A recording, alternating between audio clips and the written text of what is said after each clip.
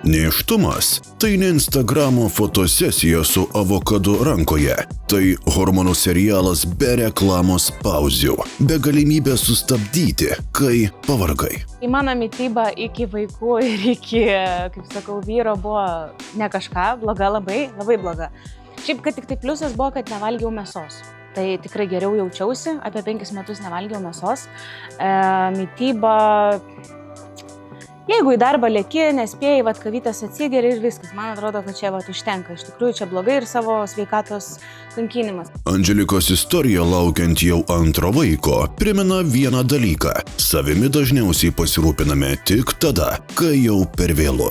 Visada reikia įvertinti, ar mums brangiau yra sirgti ir gydytis, ar mums yra žymiai pigiau ir sveikai maitintis. Iš tikrųjų, tos formulės, kaip sveikai maitintis ir sudaryti maisto racioną yra labai paprastos. Nėštumas nėra apie kiekį, jis apie tai, ar organizmas turi iš ko kurti.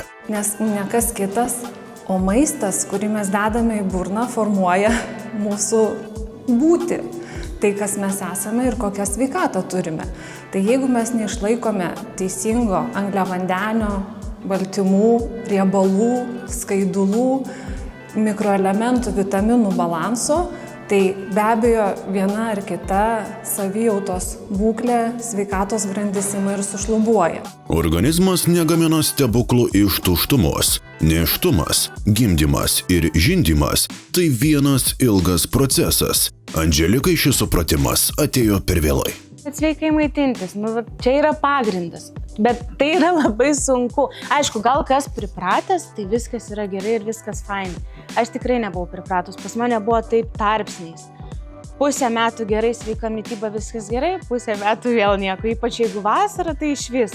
Tai pagrinde, realiai 80%, kažkur apie 80%, aš manau, kad yra mityba, vėliau visas kitas transportas, kad būtų vaikelis sveikas. Rekomenduoju būsimom mamytėm pasilaikyti tą mitybą, pasižiūrėti, kad sveikiau vaisių, daržovių, mažiau tų visų chemikalų, kai sakau.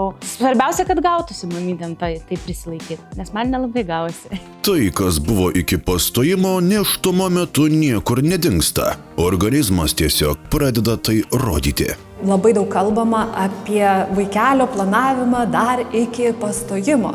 Reiškia, pirmiausia, didžiausia įtaka turi motinos ir net meščiau, kad ir tėvo mityba dar iki pastojimo. Reiškia, ta mityba jinai turėtų būti antiuždegiminė. Prieš uždegiminę mitybą remiasi tuo, kas natūraliai turi apsauginių savybių – uždegimas, biospalvų. Praktiškai visos daržovės tai yra apsauginis daržovių ir vaisių mechanizmas, kuris apsaugo juos, kad jie galėtų išgyventi ir pasidauginti.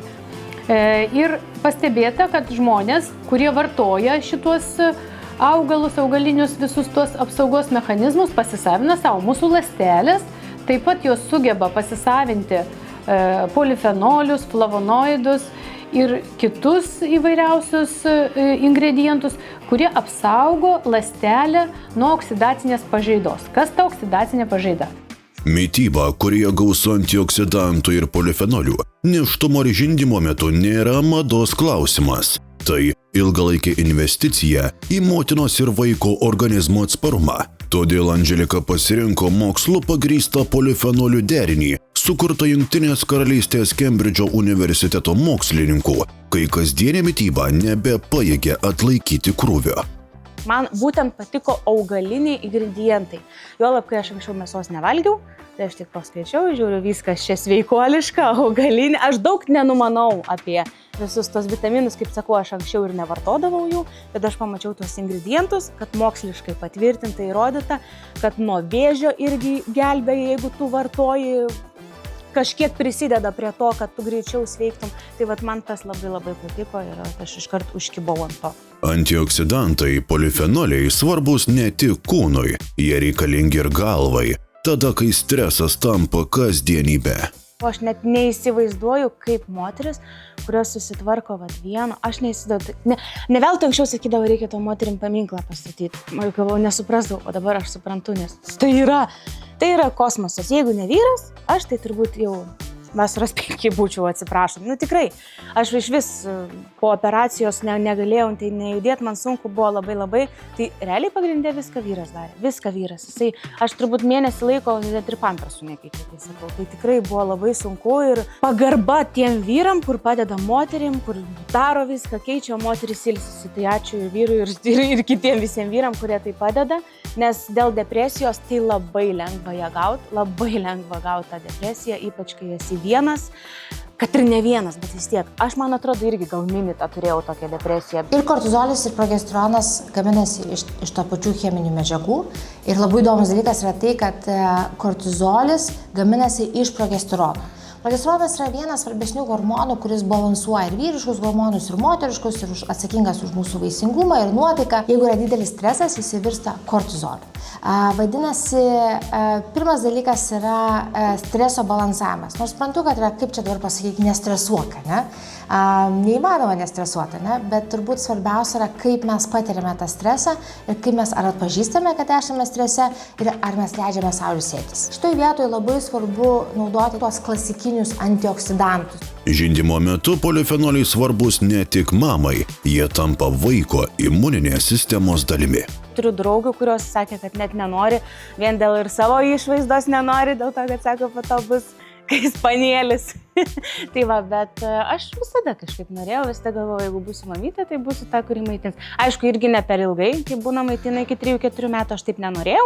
Aš sakiau, kad iki metukų, norėčiau pamaitinti. Manau, kad yra ryšys vis tiek. Aš tikiu tais dalykais, tai yra vaiko ir mamos ryšys ir imunitetas vaiko tikrai formuojasi. Ir jokie mišiniai nepakeis ir nebus tiek visų vitaminų, mineralų ir visų reikalingų medžiagų kaip mamos pienių. Žindymas vyksta, aišku, jau po truputį atsisakinėja mažiukas, nes jis jau gauna košyčių visokių ir skanėstų, kaip sakau, bananiukų ir panašiai. Tai jau dabar galvoja, kam čia tas mamytės krūtis, kai galima skaniai pavalgyti. Ir šiaip aš manau, kad keičiasi ir pienas, dėl to, kad hormonai pasikeičia, antras nėštumas, tai dėl to gali vaikas ir po biškį atsisakyti to pienelio. Pirmiausiai, tai vaiko imuninė sistema geriausiai treniruoja žindymas.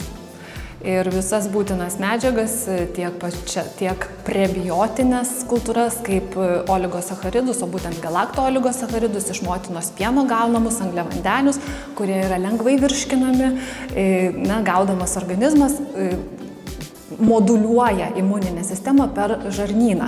Tai vėlgi maitinant atitinkamas bakterijas. O labiausiai tas sveikiausias skaitomas naujagimio kūdikio žarnynas, tai yra tas, kuris yra apgyvendintas bifidobakterijomis. O jeigu vėlgi yra kažkokios rizikos grupės, tai nėra taip jau blogai, nes su amžiumi, ir jeigu vaikas yra žindomas arba pradėjus primaitinimą, pradeda po truputėlį tą mikrobiotą formuotis kaip ir sveiko vaiko. Tai reiškia, kad jinai bręsta. Mes turime, kaip aš sakau, galimybių langą iki 3 metų.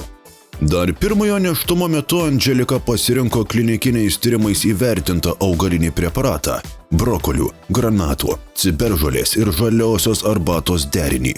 Kodėl šis pasirinkimas išliko iki šiandien ir ką jis pakeitė jos kasdienybėje, tęsime po pertraukos. Likite su mumis.